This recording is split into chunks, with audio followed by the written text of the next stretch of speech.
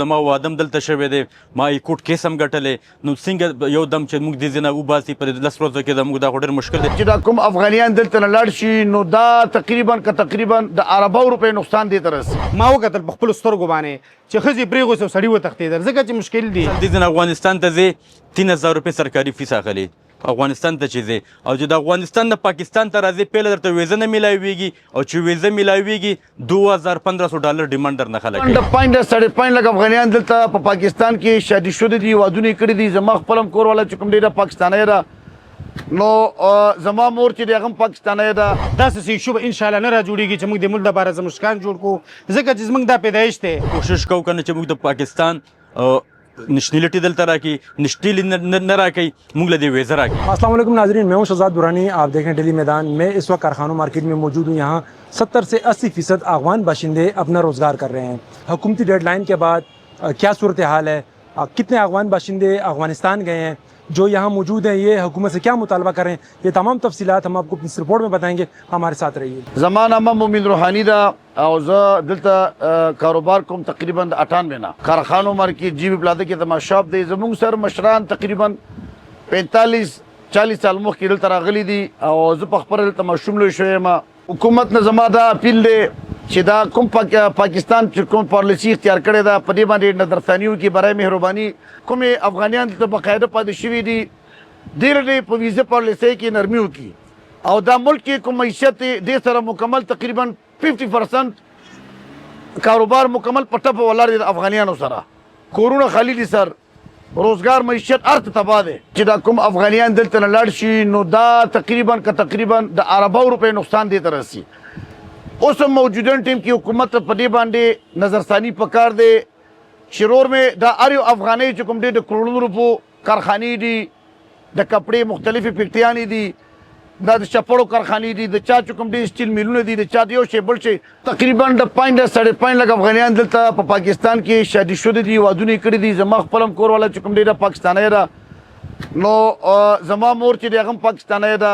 موږ حکومت ته دا درخواست کوو چې برای مهرباني چې کوم افغانیانو دلته ودونه کړي دي 5.5 لک افغانیان چې څومره کاروباریان دي دې ته دې په 6 منټ کې دننه څنګه چې حکومت پېښور های کورټ موږ ته ویلي دي چې په 6 منټ کې دننه تاسو ته پی یو سی کارت جاري شي نو چې دا کوم افغانیان دلته کې کاروبار کوي په دې سره معیشت باندې نور هم خاص تر پریوزي. چې کوم افغانیان دلته کې خپل روزګار کوي په لیګل طریقې سره خپل ژوند کوي، سحر ځي او ماښام راځي خپل کاروبار کوي په ملک معیشت کې چې کوم دی د هغې کردار دی هغه افغانیانو ته دی په لیګل طریقې سره د ویزه پالیسي کې چې کوم دی نرمي وکړي. تقریبا موږ سره د 45-40 میټ کې تورخم بارډر دی د هغه طرف نه چې کوم خلک راځي مریضان راځي ظاهره خبره دا ده چې څومره مثال خبره کاروباریان راځي بزنسمنان راځي نو د هغه طرف نه دلته چې راځي نو خامخا دا په پاکستان کې شاپینګونه کوي، روزګار کوي، کاروبار کوي، دا په معیشت باندې ډېر غټ اثر پرېوځي. حکومت پاکستان او افغانستان د دواړه اعلی چارواکو نه زما دا مطالبه ده چې په خپل میز کې کینی او داسې میکانیزم جرګه جوړ کړي چې دا اعلی چارواکي مشران کینی خپل میز کې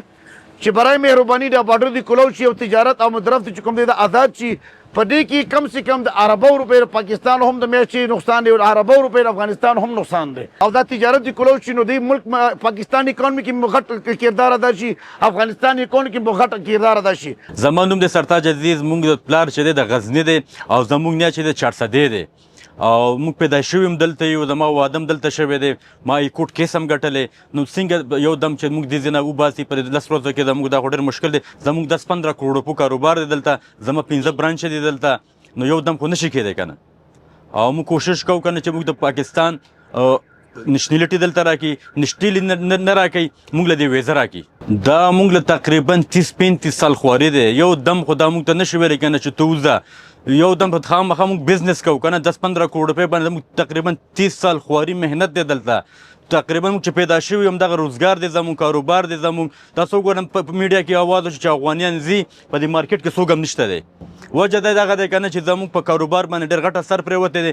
دا 10 کروڑ روپۍ چې موږ افغانستان ته ویسو تقریبا هلته تقریبا 10 کروڑ روپۍ نه تقریبا 3 کروڑ روپۍ 2 کروڑ روپۍ جوړېږي. دغې پیسې اوچته دي، زموږ پیسه لاندې د پاکستان. خو موږ وایو که نه چې زموږ ته دلته ټول افغانیان چې دي کاروباري خلک دي، امن پسند خلک دي، خپل بزنس کوي، خپل کاروبار کوي چې دې له دې نشنیلټي میلاو شي، نشنیلټي نه میلاو نه شي دې سره لږ ریلیف ورکوي 5-6 سال دې له تاسو ټایم ورکئ چې د دې کاروبار هر یو شی په طبیعت باندې خپل کاروبار هم وکړي او دا سیستم ځان له راغونډ کړي. نن سبا چې ته پاکستان کې ویزا اخلې که نه چې د افغانستان ته ځې او راځې خو پهله په بارډرو باندې سختې دی او چې ته له افغانستان ته لاړ شې هلته تا ته ویزه نه میلاویږي او چې د ویزې ډیمانډ کې هلته تقریبا $2500 درنه غواړي. $2500 درنه غواړي، هغه هم د 3 میاشتو ویزه به تاله درکوي یا به درته د 7 میاشتو درکوي. دا کال نشي درکولی. مونږ خو بزنسمین خلک یو، باید کې په ویزه کې موږ له نرمي وشي. تقریبا پخوا به 3,000 2,000 روپۍ به د ویزه او د کال ویزه به درکول. اوس یې دونه مشکل په ویزه سره میلاویږي نه په افغانستان کې د پاکستان. خو دا خو بزنس نه کېږي که نه داسې. دې ځینې افغانستان ته ځې 3,000 روپۍ سرکاري فیس اخلي افغانستان ته چې ځې، او چې د افغانستان نه پاکستان ته راځې پهله درته ویزه نه میلاویږي او چې ویزه میلاویږي $2,500 ډیمانډ درنه خلک کوي. نو دا نه شو که نه کاروبار. نو تجارت به موږ څنګه کوو؟ 100% کې 90% چې دی دلته په افغاني کاروبار کوي. د 90% افغاني د کروڑونو روپو کاروبار کوي. دا چې کروڑونو روپۍ کې پاکستان کې د ګټه چاله شو، خامخا دا خو پاکستان له شو، بینکونو کې رفت آمد دي که نه خامخا پیسې راځي. دا اوس مثال چې دا افغانیان وباسي دا د عربونو روپۍ پاکستان او کې پی کې ته نقصان دی. باید کې چې دې ته تاسو کارډونه ورکوي، دې له په پاسپورټونو کې په ویزو کې اساني وکړئ تاسو چې دې خلکو ته چې فایده وشي تاسو له فایده دی. عبدالله دې زما نوم او بل د افغانانو باره کې دغه خبرې کول غواړم چې باید دوی لپاره د ویزې پالیسي اختیار شي. دا زموږ مور ده، داسې ایشو به انشاءالله نه را جوړېږي چې موږ د ملک دپاره زمشکان جوړ کړو، ځکه چې زموږ دا پیدایش دی دې خاورې کې موږ لوبې کړي دي، خاپوړې کړي دي. الحمدلله موږ به داسې ایشو موږ نه جوړېږي په دې پاکستان کې چې موږ نه موږ برداري وکړو. چې دا پاکستاني ښځې کړي دي دوی لپاره د خپل کومه نشنلټي دا پالیسي حل شي. په دې کې به دوی خلکو دپاره ښه سړی او بد سړی معلوم شي. ډېر اکثر من خلک وکتل چې ښځې پاس سړي لاړل چې طلاق پکې منځ کې رالی. ما وکتل په خپلو سترګو باندې چې ښځې پرېغوسې او سړي وتښتېدل، ځکه چې مشکل دي، ډېر مشکلات راغله. بچي پاتې شول، ماشومان دې پاتې شول چې ډېر ځله انجې ګورم ما ټلیفون نه ځي چې یار عبدالله زما ښځه پاتې شو زه لاړم. چا چې مسلې جوړې شوي دي هغه تللي دي. دغه یو مشکل پېښ شوی سره. دا زموږ مور ده، دا زموږ خاوره ده، په دې کې زموږ خاپوړې شوي دي. هېڅ داسې مشکل به نه جوړېږي چې تاسو اوې چې یاره دوی به څه غداري وکړي. نه، الحمدلله دا زموږ مور ده او څوک مور سره هغه نه کوي. الحمدلله تاسو بار بار دا خبره کوم.